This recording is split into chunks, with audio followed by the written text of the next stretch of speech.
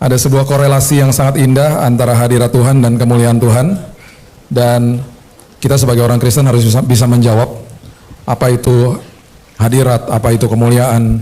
Karena perkataan atau kata-kata seperti begini agak ngambang. Secara aplikatif akhirnya kita nggak bisa gambarkan, kita hanya bisa sebut-sebut aja. Dan akhirnya kita nggak paham bahwa ini ternyata ditempatkan dalam hidup kita, dan secara aplikasi bagaimana saya mengerti hal-hal seperti ini.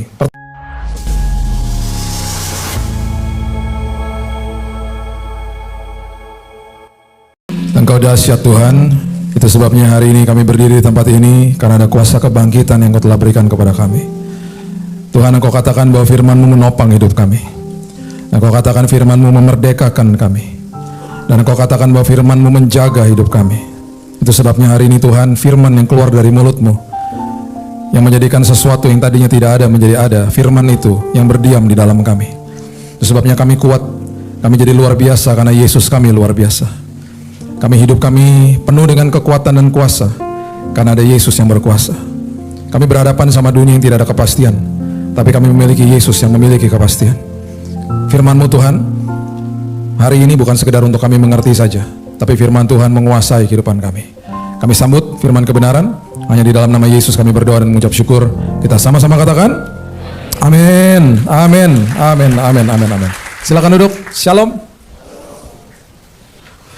Oke, Kejadian 1 ayat 26. Ada sebuah korelasi yang sangat indah antara hadirat Tuhan dan kemuliaan Tuhan. Dan kita sebagai orang Kristen harus bisa menjawab apa itu hadirat, apa itu kemuliaan. Karena perkataan atau kata-kata seperti begini agak ngambang. Secara aplikatif akhirnya kita nggak bisa gambarkan, kita hanya bisa sebut-sebut aja. Dan akhirnya kita nggak paham bahwa ini ternyata ditempatkan dalam hidup kita, dan secara aplikasi bagaimana saya mengerti hal-hal seperti ini. Pertama kali identitas manusia disebut, itu ditulis di Kejadian 1 ayat 26. Ayat 26 itu adalah ayat yang memberikan pertama kali kepada manusia tentang apa yang Tuhan lihat dalam hidup kita. Dan ayat itu adalah ayat yang sangat-sangat dahsyat, ayat yang luar biasa. Bahkan di ayat ini merupakan ayat yang menyatakan kepada kita, kita diminta untuk menguasai hidup kita. Kita tidak bisa menguasai hidup kalau kita tidak mengerti identitas di dalam Tuhan. Itu sebabnya di ayat 26 ada kata yang sangat penting, yaitu kata supaya. Kata yang sangat sederhana, tapi seringkali nggak dibahas, karena kata ini adalah kata sambung, therefore, oleh sebab itu. Dan itu sebabnya kalau ada kata supaya, berarti saya harus melakukan bagian yang pertama, baru saya bisa lakukan bagian yang kedua. Saya belajar supaya saya pandai. Saya belajar supaya saya mengerti. Saya belajar supaya saya memiliki pengetahuan. Saya belajar tentang pernikahan supaya pernikahan saya berhasil. Jadi berarti bagian pertama itu harus beres dulu. Supayanya itu bisa akhirnya melakukan bagian yang kedua.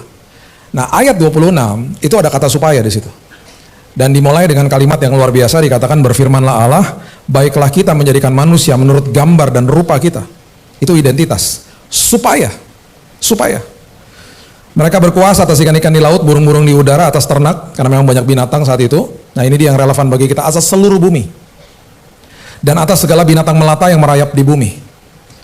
Jadi, kalau kita nggak ngerti siapa saya di dalam Kristus Yesus, saya tidak akan bisa menguasai hidup saya. Sesederhana itu. Yang terjadi sebaliknya, kalau saya nggak ngerti identitas saya, kehidupan saya menguasai saya. Saya punya teman yang dikit-dikit, kalau ke rumah, gue keluar bentar ya, kenapa? Ngerokok. Kenapa? Karena hidupnya dikuasai tembakau. Karena butuh nikotin pokoknya tiap hari. Nagih pokoknya badannya. Gue ke rumah lo boleh nggak, Bil? Boleh. Gue bawa minuman gue boleh nggak? Bukan aqua kalau dia bilang minuman. Alkohol lah. Karena dia butuh, tubuhnya nagih. Karena hidupnya dikuasai alkohol. Orang yang masih terikat dengan pornografi, manusia menguasai dia. Sesederhana itu. Karena apa? Nggak ngerti identitas di dalam Tuhan. Dan diperburuk lagi karena orang-orang seperti ini tidak mengerti. Di dalam perjalanan hidupnya ada orang melukai hati dia. Dia percaya apa kata orang itu kepada dia. Mungkin orang tuanya, mungkin teman dekatnya yang ngebully dia dan pernah bilang bahwa dia bodoh, dia nggak layak, dia adalah orang yang selalu gagal. Dia percaya sama opini manusia. bukan pendapat atau persepsi daripada Tuhan atau apa yang Alkitab katakan tentang dia bahwa dia adalah orang yang lebih daripada pemenang, dia segambar dan serupa. Dia nggak paham soal itu. Saya cuma mau kasih tahu kepada kita identitas kita yang sebenarnya adalah di ayat ini. Ada seorang namanya Brian Nichols. Dia adalah pemerkosa dan dia ada di courtroom di kota Atlanta, akan diadili. Dan dia sedang dibawa sama seorang polwan dan rupanya polwan ini yang mengawal dia, rupanya safety procedure-nya tidak baik. Jadi si Brian Nichols ini akhirnya berhasil mengambil pistol daripada polwan tersebut. Dia pukul kepalanya sampai pingsan, dia masuk ke dalam ruang sidang, ditembak hakimnya. Kalau nggak salah paniteranya juga mati, ada beberapa orang, 2-3 orang mati di dalam ruang sidang. Brian Nichols kabur dengan mobilnya, mobil yang ada di luar courtroom, dikejar sama polisi, terjadilah police chase di situ, di kota Atlanta. Itu mencekam, mengerikan karena orang ini pembunuh berarti. Dia akan diadili sebagai pemerkosa, sekarang dia udah bunuh orang. Bagi polisi saat itu, orang ini adalah orang yang kalau ketemu udah dihajar mati aja udah, karena bisa membahayakan orang lain. Dia kabur, dia masuk ke dalam sebuah rumah. Dia masuk ke dalam rumah itu, dia akhirnya terkepung di situ, dia nggak bisa kemana-mana lagi. Dia menyandera orang yang ada di dalam rumah itu, dan rumah itu adalah rumah yang dimiliki oleh seorang ibu yang namanya Ashley Smith. Ibu Ashley Smith disandera kalau nggak salah sekitar 6 jam di dalam rumahnya. Dan dia katakan kepada polisi, kalau kamu masuk ke dalam rumah ini, if you ambush me, kalau kamu masuk dan ambush saya tembak nih, Bu. Yang polisi nggak berani bertindak, cuma dikepung aja. Berusaha terjadi negosiasi yang akhirnya gagal. Dengan berjalannya waktu, Ibu Ashley Smith bilang begini sama dia, saya mesti beres-beres nih di rumah saya. Kalau kamu cuma suruh saya duduk di sini, udahlah biarin saya mau ke dapur. Kamu liatin saya aja nggak apa-apa. Cuman selagi saya di dapur nih, kamu baca nih buku Purpose Driven Life, karangan Rick Warren. Buku yang dalam 7 bab pertama itu menggambarkan siapa kita, kenapa kita ada, kenapa Tuhan ciptakan kita, buat apa Tuhan ciptakan kita. Dia baca. Brian Nichols, setelah dia baca beberapa bab dari buku itu, nggak sampai habis. Dia tahu apa yang Alkitab katakan tentang siapa dia di dalam Kristus Yesus. Bapak Ibu, dia nangis, dia bertobat, dia terima Yesus, dan dia bilang sama polisnya, tangkap saya. Brian Nichols dihukum seumur hidup. Dan ini pernyataan yang keluar dari mulutnya. Tubuh saya akan ada di penjara seumur hidup, tetapi jiwa dan roh saya sudah jadi milik Kristus. Karena saya ngerti siapa diri saya di dalam Tuhan. Setiap kali orang yang hidupnya dikuasai sama kebenaran firman, dia sanggup menguasai hidup. Makanya ayat 26 itu dahsyatnya luar biasa. Ayat 26 itu dimulai waktu tahun 2007, saya lagi belajar ayat ini, tiba-tiba jam 11 malam Tuhan bilang, mundur Bill dikit, baca ayat sebelumnya supaya kamu ngerti. Ayat 11 di Kejadian 1 ini mengatakan bahwa Tuhan itu berfirman kepada tanah ketika Tuhan menciptakan tumbuh-tumbuhan. Jadi Tuhan mengatakan kepada tanah, hai tanah, kamu jadi sumber bagi tumbuh-tumbuhan. Makanya ayat 11 berbunyi begini, hendaklah tanah, Tuhan berfirman kepada tanah, hendaklah tanah menumbuhkan tunas-tunas muda, tumbuh-tumbuhan yang berbiji, segala jenis pohon buah-buahan yang menghasilkan buah yang berbiji, supaya ada tumbuh-tumbuhan di bumi, dan jadilah demikian. Tuhan menjadikan tanah sumber bagi tumbuh-tumbuhan. Tuhan berfirman kepada tanah. Itu sebabnya ketika tumbuh-tumbuhan dipisahkan dari sumbernya, mati nggak? Matilah. Jadi sambal goreng labu siam di atas meja. Salah satu sayur yang saya suka, sambal goreng labu siam. Wow. Kepada siapa Tuhan berfirman ketika dia menciptakan ikan-ikan di laut? Ayat 20 mengatakan apa? Coba lihat ayat 20. Firman Tuhan katakan begini, hendaklah dalam air berkeriapan makhluk yang hidup. Bahasa Inggrisnya dengan sangat jelas, let the water produce. Tuhan berfirman kepada air, Tuhan katakan kepada air, hai air, keluarkan tuh binatang-binatang. Berarti sumber daripada ikan-ikan adalah air, karena Tuhan berfirman kepada air. Ikan dipisahkan dari sumbernya, ikan dipisahkan dari air, mati nggak? Mati. Jadi gurame bakar, jadi sushi. Kemudian Tuhan berfirman kepada siapa ketika dia menciptakan binatang melata dan binatang liar? Tuhan berfirman kepada bumi. Ayat 24. Tuhan katakan begini kepada bumi, hendaklah bumi mengeluarkan segala jenis makhluk yang hidup, ternak, binatang melata, dan segala jenis binatang liar, dan jadilah demikian. Let it be. Itu sebabnya binatang melata, binatang liar, habitatnya adalah bumi. Dipisahkan dari bumi atau diganggu di habitatnya, nggak bisa berfungsi dia. Kemarin saya baru pulang, berapa minggu lalu saya baru pulang dari Belitung. Kita ada pelayanan di beberapa desa. Orang lokal bilang gini, Pak, di sini ada binatang sangat unik, namanya Tarsius. Tarsius, ya nama Romawi ya, apanya Pilatus. Itu binatang, Pak, dia agak-agak crossover, Pak, dari koala sama kera. Matanya gede, tinggalnya di pohon, keluarnya malam. itu binatang Pak, kalau Bapak ketemu ya Pak, kalau misalnya sampai Bapak ketemu terus dia tiba-tiba lagi jedok-jedokin kepalanya ke kayu atau ke pohon, berarti dia nggak pengen dilihat sama Bapak. Maksudnya apa? Berarti kalau dia lagi jedok-jedokin kepala, jangan dianggap lucu Pak, itu lagi proses bunuh diri. Ah yang benar, iya, itu berarti dia stres liatin Bapak.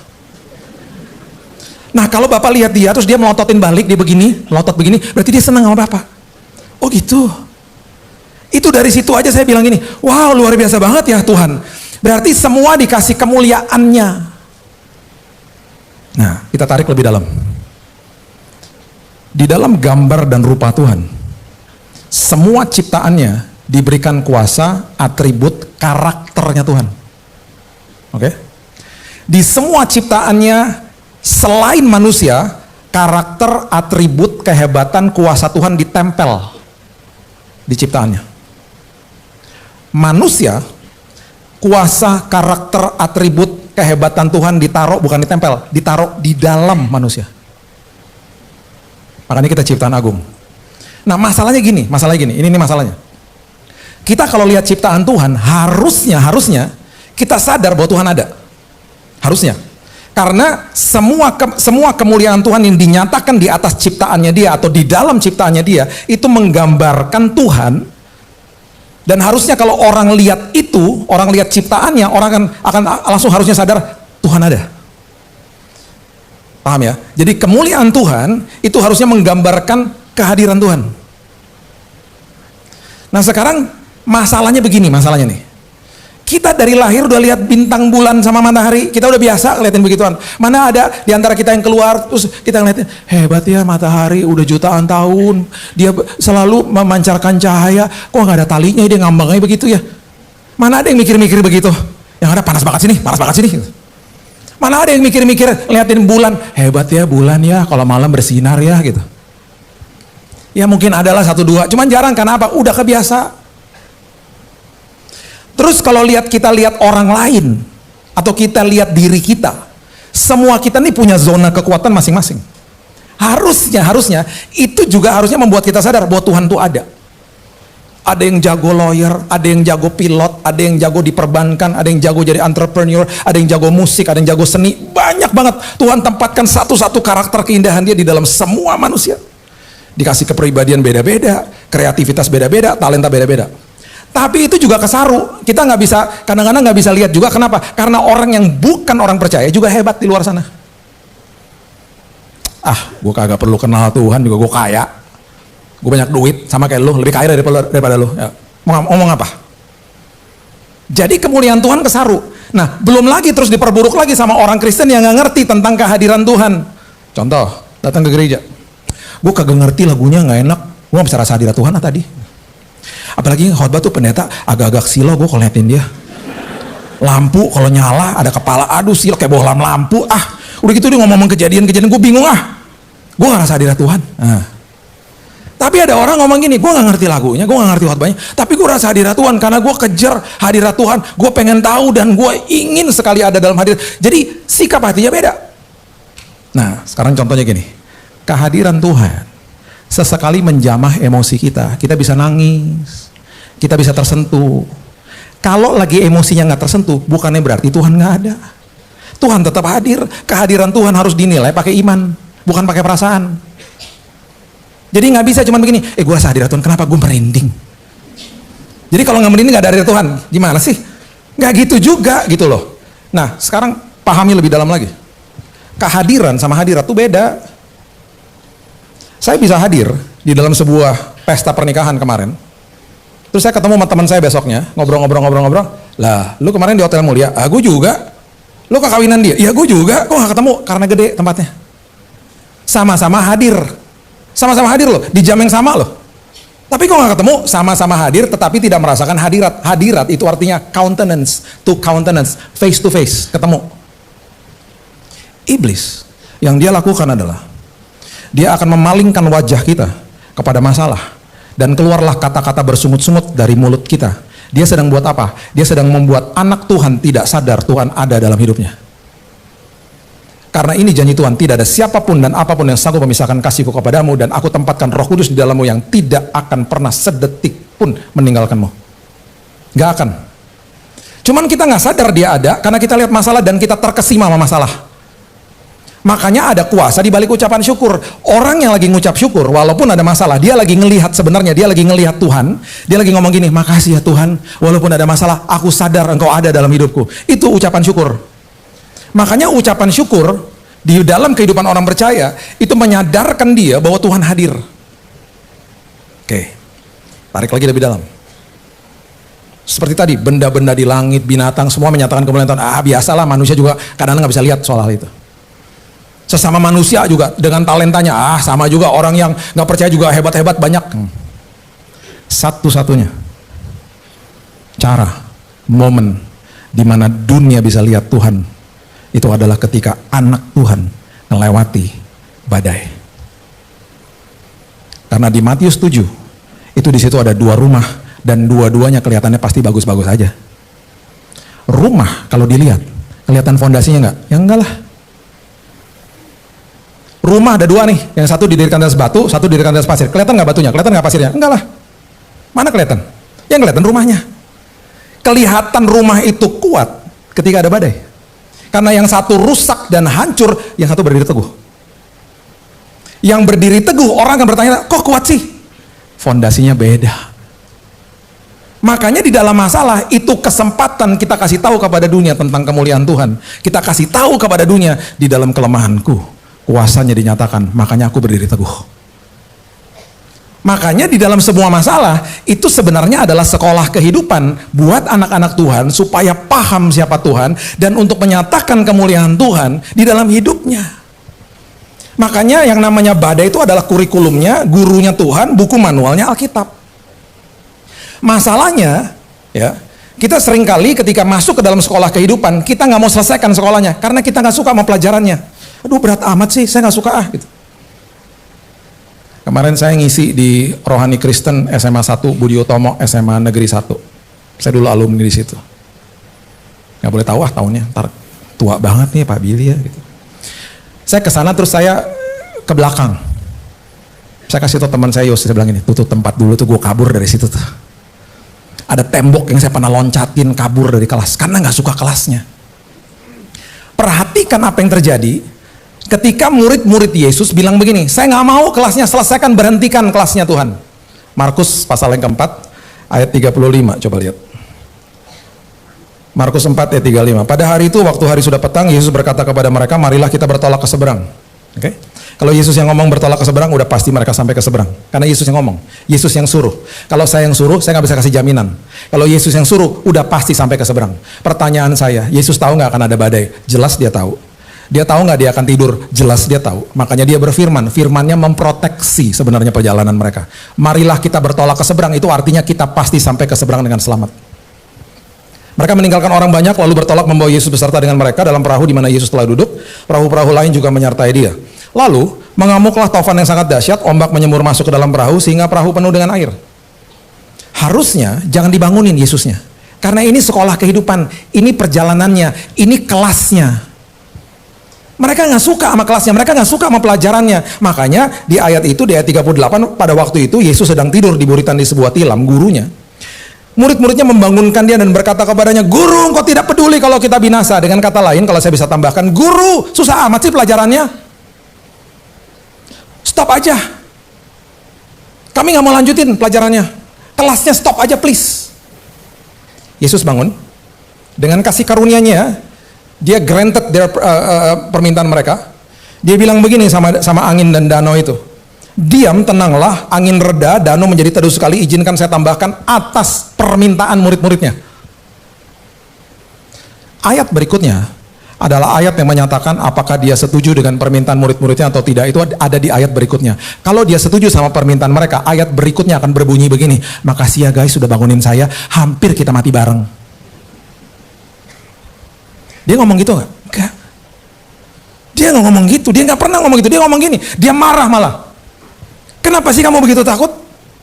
Terus kalimat berikutnya apa, dia ngomong apa? Kenapa kamu tidak percaya? Kenapa kelasnya diberhentikan?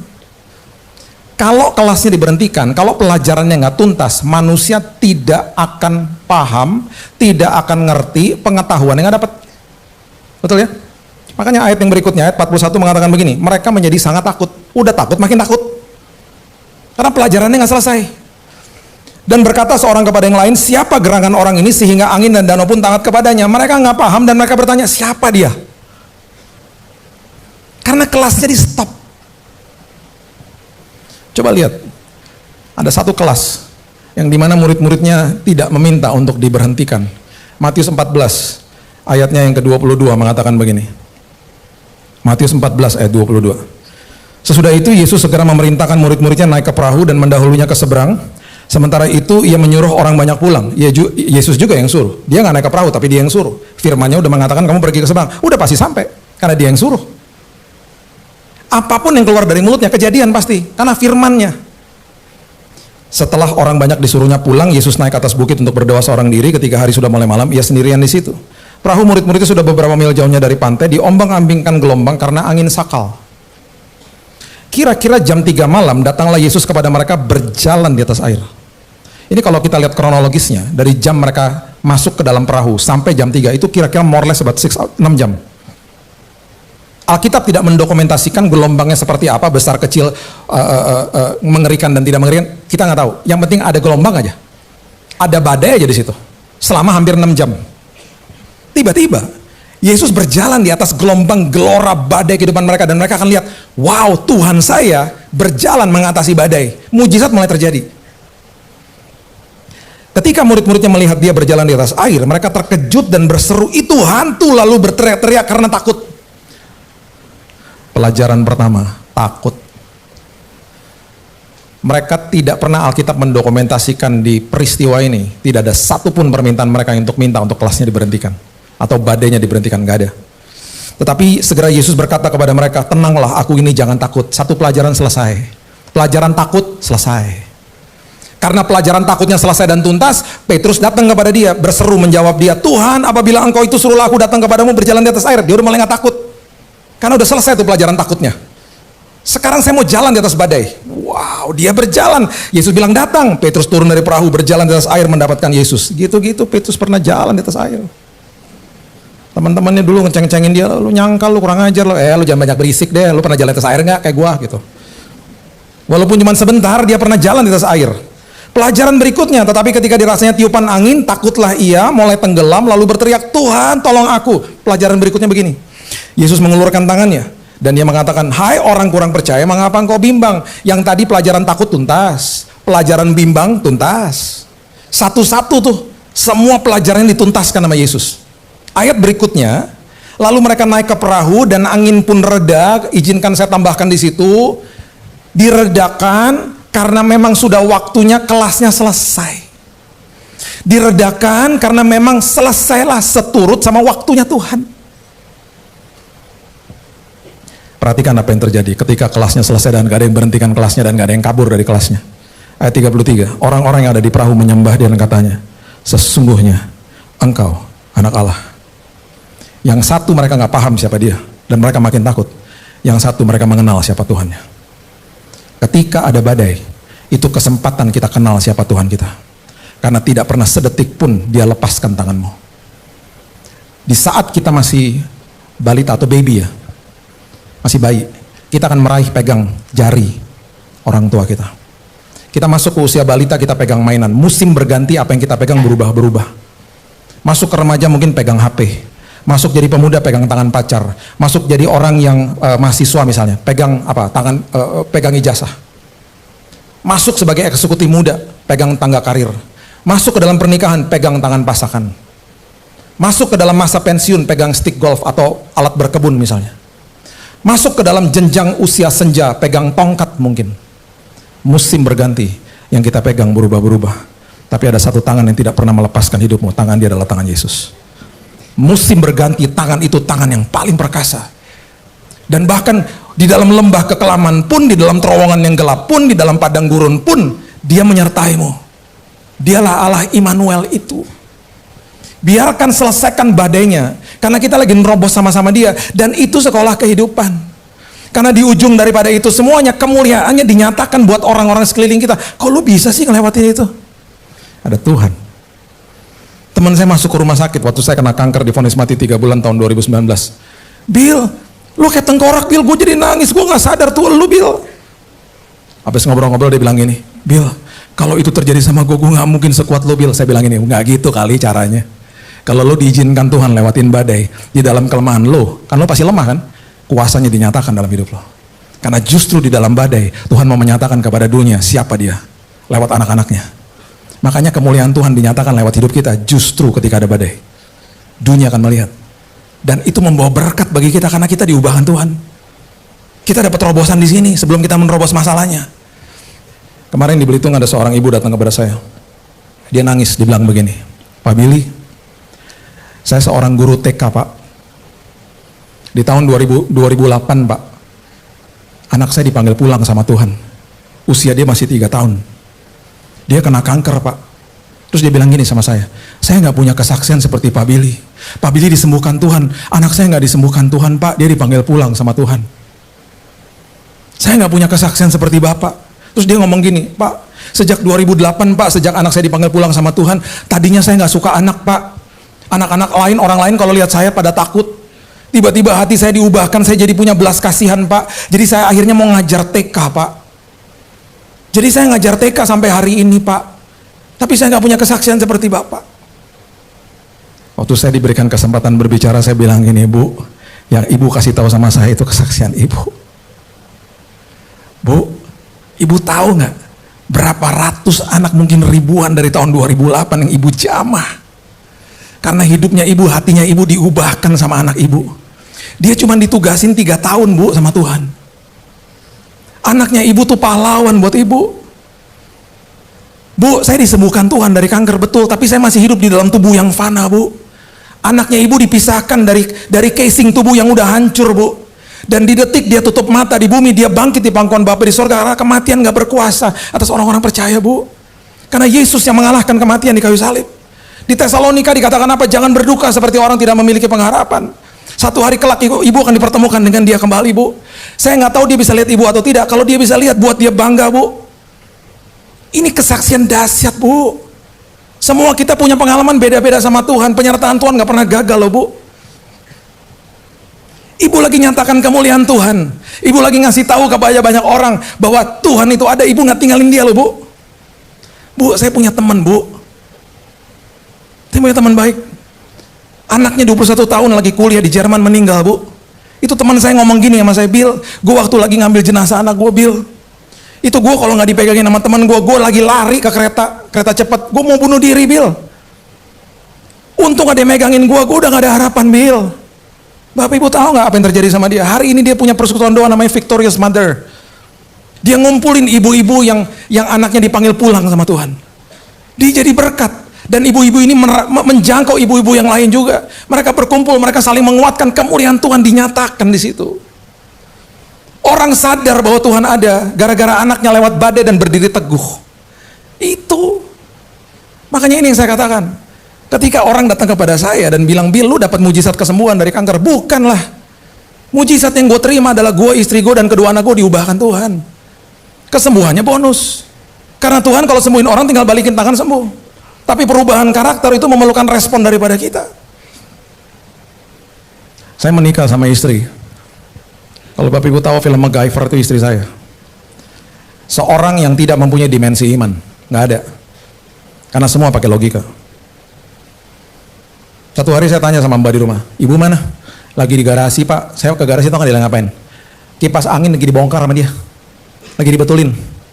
Terus saya bilang gini, ntar pasangnya gimana? Tenang, kan ada YouTube. Betul tuh kipas anginnya.